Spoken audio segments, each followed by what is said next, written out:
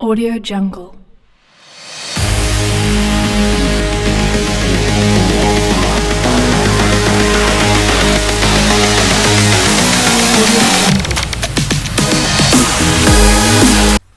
बिस्मिल्लाहिर्रहमानिर्रहीम।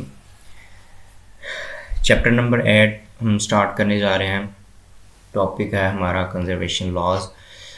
हमने chapter number 6 पढ़ा, मैग्नेटाइजेशन।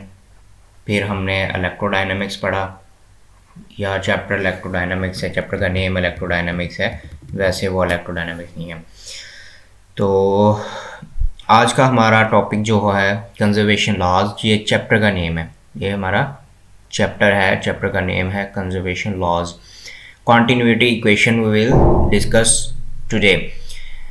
अच्छा, अब जब भी हम कोई नया चैप्टर स्टार्ट करते हैं या कोई नया टॉपिक स्टार्ट करते हैं तो उसमें हम कुछ नई टर्म्स को या कुछ नए पैरामीटर्स को इंट्रोड्यूस करवाते हैं, या हमने उनको डिस्कस करना होता है, या हम कुछ ऐसी इक्वेशंस को इंट्रोड्यूस करवाते हैं जिससे हम थ्रू आउट दी चैप्टर हम उससे गुजरते रहते हैं। तो कॉन्टिन्यूटी इक्वेशन वैसे तो उर्दू में इसको कहेंगे तसलसल की मसावत। मेरी इतनी उर्दू ठीक अच्छी नहीं है। अच्छा यार, चलो कोई नहीं। कितना बुरा लगता है ना वैसे जब आप लेक्चर रिकॉर्ड करो उसके बाद ही ना, और फिर बार बार आपको रिकॉर्ड करना पड़े, है ना। चलो कोई नहीं, दुनिया चलता है, क्या कर सकते हैं अब। अच्छा, हम स्टार्ट करते हैं। बहुत बुरा लगता है वैसे ऐसे ना, सुबह सुबह फिर उठना पड़ता है लेक्चर रिकॉर्ड करने के लिए। एक बार करो फिर रिकॉर्ड नहीं, आवाज़ नहीं आती, दूसरी मरतबा करो कोई और इशू आ जाते हैं, बड़े मसले मसाइल हैं। खैर यही तो ज़िंदगी है। In this chapter we study conservation of energy, यानी कि अब हमारा जो है कंसर्निंग टॉपिक है कंजर्वेशन लॉज। हमने कंजर्वेशन लॉज किसके एस्पेक्ट से देखना है? एनर्जी के कंजर्वेशन देखेंगे, momentum and angular momentum in electrodynamics.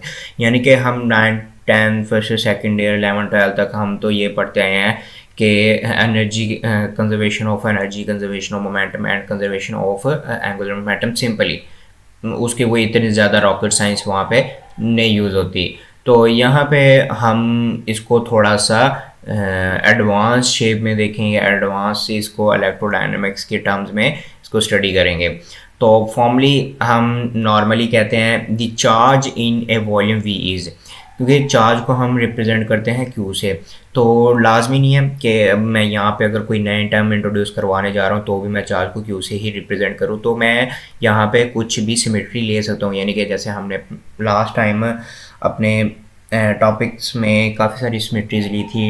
हमने इलेक्ट्रोडायनामिक्स वाले चैप्टर में, चैप्टर नंबर 7 में हमने वहाँ पे एम सिमेट्री ली थी, ठीक है, अगर आपको याद हो तो यहाँ पे हमने कह दिया कि जो चार्ज है वो वॉल्यूम वी में पड़ा हुआ है, यानी कि ये कोई भी सरफेस है, अगर मैं इसका वॉल्यूम ले लूँ वी, तो यहाँ पे जो चार्ज पड़ा हुआ है उसको मैंने कह दिया Q T is equal to integral sine rho R T d theta, ठीक है। तो ये मैंने सरफेस ले ली। एज वी नो, जैसा कि हम जानते हैं, रो जो होता है क्यू ओवर वी होता है, यानी कि रो होती है चार्ज ओवर वॉल्यूम, ठीक है। अगर मैं यहाँ से Q की वैल्यू निकालना चाहूँ तो मैं इसको V को इस साइड पे ले जाऊँगा, ठीक है। इस तरफ ले आया तो मेरे पास Q आ गया, तो मैंने यहाँ पे क्या किया, QT की मेरे पास ये, इस QT की मेरे पास वैल्यू आ गई, ठीक है। तो छोटा सा टॉपिक है, थोड़ा सा बस 10 मिनट भी नहीं, 5 मिनट थोड़ा सा ध्यान कर लो, समझ आ जाएगी। बाद में जो मर्ज़ी करते रहना, बाद में जैसे मर्ज़ी नोट करते रहना, नोट्स भी मिल जाएंगे, टेंशन लेनी। QT, अच्छा, अब इस QT की हमारे पास वैल्यू आ गई, तो अब हम क्या करेंगे, हम इसको पुटिंग करेंगे, ठीक है। अभी इसको यहाँ पे छोड़ देते हैं। हमने क्या किया कि बता दिया कि जो चार्ज होता है किसी भी वॉल्यूम में, वी वॉल्यूम में जो हमारे पास चार्ज Q है, उसकी हमने ये इक्वेशन बना ली। उस इक्वेशन के बाद हमने QT की वैल्यू निकाल ली ये। अब हम क्या करने जा रहे हैं, and the current flowing out through the boundaries, so local conservation of charge says. अगर यानी कि इसको मैं लोकल बाउंड्री कंसीडर कर लूँ, ये जो मेरी बाउंड्री है, ये जिस पे मैं ये zigzag से टाइप बना रहा हूँ। अच्छा चलो नहीं समझ आ रही, ये देखो अब नहीं बन रही। अब मैं क्या कहूँगी, the current flowing out through the boundary ऐसे, अगर मैं इस बाउंड्री को, ये जो रीजन है, ये जो रीजन है इसको मैं अपनी बाउंड्री मान लूँ, ठीक है, तो इसमें से जो करंट फ्लो कर रहा है बाहर, तो उसकी मैं अगर कंजर्वेशन ऑफ चार्ज लेना चाहूँ तो उसके लिए मेरे पास डेफिनेटली कोई यूनिट होने चाहिए, क्योंकि जब भी हमने किसी भी पैरामीटर की मेजरमेंट करनी होती है, किसी भी बॉडी की किसी भी तरह की किसी एंगल से भी कोई मेजरमेंट करनी हो, तो डेफिनेटली हमारे पास कोई यूनिट्स होने चाहिए, जिन यूनिट्स या नंबर्स के थ्रू हम उसको रिप्रेजेंट कर सकें मैथमेटिकली, ज्योमेट्रिकली, ठीक है।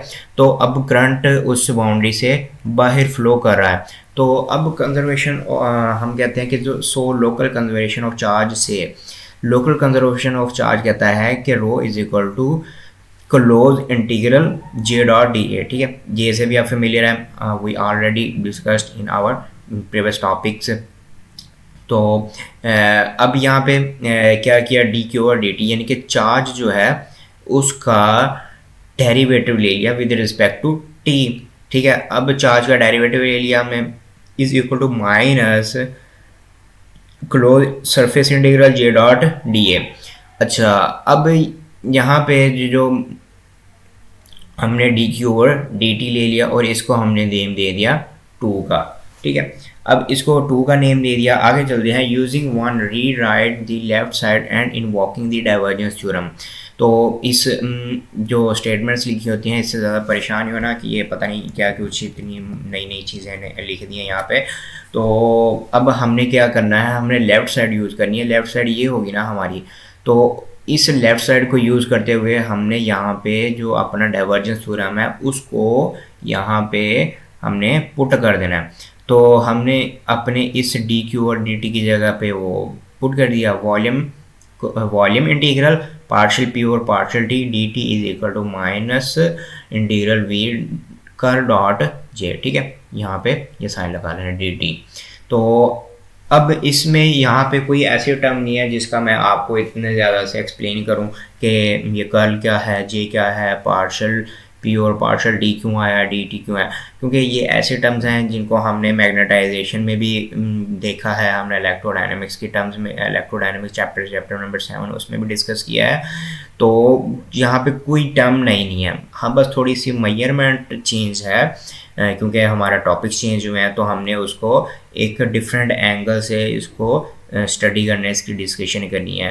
तो जे से भी आप फेमिलियर हैं कि हमने इसको बाउंड करंट और वॉल्यूम करंट का जो नाम दिया था ये वही है, डी टी हमारे पास डेरिवेटिव है सिंपली। तो ये हमारे पास इंटीग्रल साइन है वॉल्यूम, यानी कि हमने वॉल्यूम इंटीग्रल लिया है, जो भी हमारी सरफेस है हमने उसको नेम दिया है वॉल्यूम का। तो हम वॉल्यूम इंटीग्रल लिया है तो हम डेफिनेटली वी यूज़ करेंगे, नहीं तो यहाँ पे हम कोई और क्वांटिटी या कोई और वर्ड यूज़ कर सकते थे, ठीक है।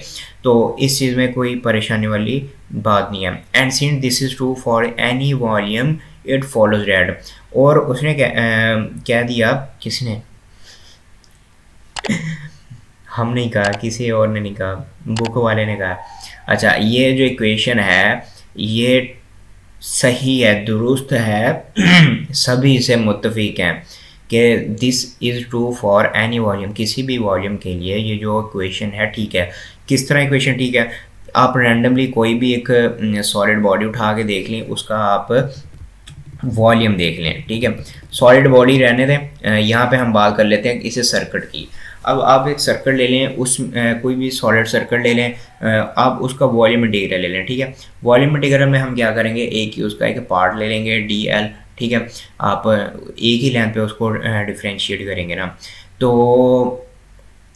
अब इसको अगर आप इसमें से कंजर्वेशन ऑफ चार्ज, यानी कि जो इसी बाउंड्री से जो चार्ज निकल रहा है, अगर आप उसकी मेजरमेंट करना चाहें तो इस सर्किट में या इस सर्किट में ये इक्वेशन एप्लीकेबल है, यानी कि यही इक्वेशन जो है इन सभी टर्म्स को ओबे करेगी, यानी कि किसी भी तरह के वॉल्यूम के लिए ये जो इक्वेशन है वो एप्लीकेबल है।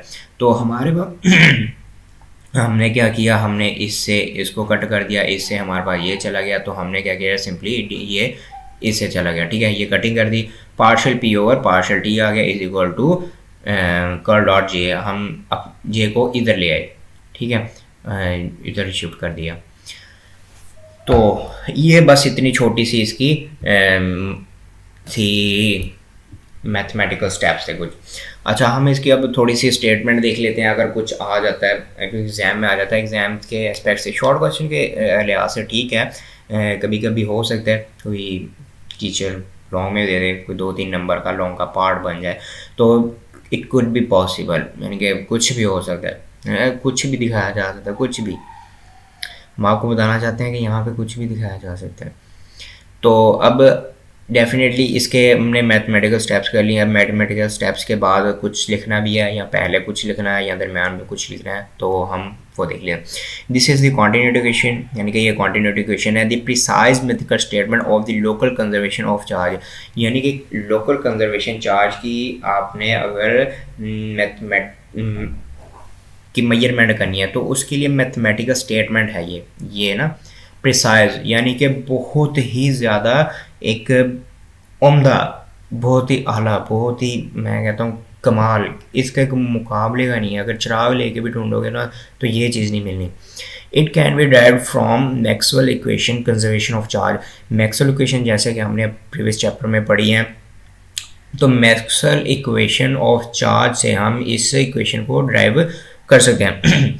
Conservation of charge is not an independent assumption, यानी कि ये एक इंडिपेंडेंट एजम्पशन नहीं है, it is build into the laws of electrodynamics. ये जो लोकल चार्ज की कंजर्वेशन है ये डिपेंड करती है इलेक्ट्रोडायनामिक्स के लॉज पे, और इलेक्ट्रोडायनामिक्स किस पे बेस करती है, ऑन 4 इक्वेशंस ऑफ मैक्सवेल, यानी कि जो मैक्सवेल की 4 इक्वेशन है वही सारी electrodynamics. It serve as a constant on the source rho and j, they can't be just any odd function, यानी कि उसे कहने का मतलब है कि भी इसमें हम जो है ज़्यादातर बात करेंगे रो और जे के लिहाज से, हम इन दोनों टर्म्स को ज़्यादातर यूज़ करेंगे। तो they can't be just any old, यानी कि कोई ये ओल्ड फंक्शन ही है, जैसे कि ऊपर मैंने बात की है कि भी ये कोई इतनी अनफेमिलियर टर्म नहीं है कि भी इससे पहले कभी वास्ता ना पड़ा हो, तो ये वेल नोन टर्म है, कोई इसमें कुछ नया नहीं है, तो हम इसी से आगे गो थ्रू होंगे। The purpose of this chapter is to develop the corresponding equation for local conservation of energy and momentum, यानी कि हमने कंजर्वेशन ऑफ एनर्जी तो पढ़ा ही है, तो अब हम इसको थोड़ा सा एडवांस स्टेज पे देखेंगे कि इसमें क्या एडवांसमेंट आई है in the process, and perhaps more important we will learn how to express the energy density को किस तरह रिप्रेजेंट किया जाता है, एंड द मोमेंटम डेंसिटी को किस तरह रिप्रेजेंट किया, द एनालोगस टू पी, यानी कि analogous to P as well as the energy current and the momentum current analogous to J. जैसे हम प्रीवियस चैप्टर में कुछ और टर्म यूज़ किया करते थे, अब उन्हीं का अब कहते हैं ना हम मुतबादल, तो एनालोगस अब energy density and the momentum density, इनके लिए जो हमारे पास मुतबादल टर्म होगी वो हमारी होगी पी, या हम इसे कह देंगे रो, और हमारे पास एनर्जी करंट, यानी कि करंट के लिए या मोमेंटम करंट के लिए एनर्जी करंट या मोमेंटम करंट, वहाँ पे हमने एनर्जी डेंसिटी और मोमेंटम डेंसिटी की बात की। एनर्जी डेंसिटी और मोमेंटम डेंसिटी के लिए हमारे पास ये रो आ गया, और एनर्जी करंट और मोमेंटम करंट के लिए हमारे पास जे आ गया, यानी कि ये मुतबादल टर्म है चैप्टर 7 में जो हमने टर्म यूज़ की है उनके लिए। तो इन्हीं 2 टर्म से हम आगे गो थ्रू होते रहेंगे, ठीक है। तो ये छोटा सा एक शॉर्ट सा टॉपिक था, आई होप कि आपको अंडरस्टैंडिंग इसकी होगी। तो any type of suggestions ideas तो आप शेयर करते रहा करें, और अच्छे कमेंट्स और अच्छे लाइक्स और ज़्यादा से ज़्यादा शेयर भी इसको किया करें ताकि दूसरों को भी इसका बर वक्त फ़ायदा पहुँच सके। तो मिलते हैं फिर इंशाल्लाह नेक्स्ट लेक्चर में। अल्लाह हाफिज़।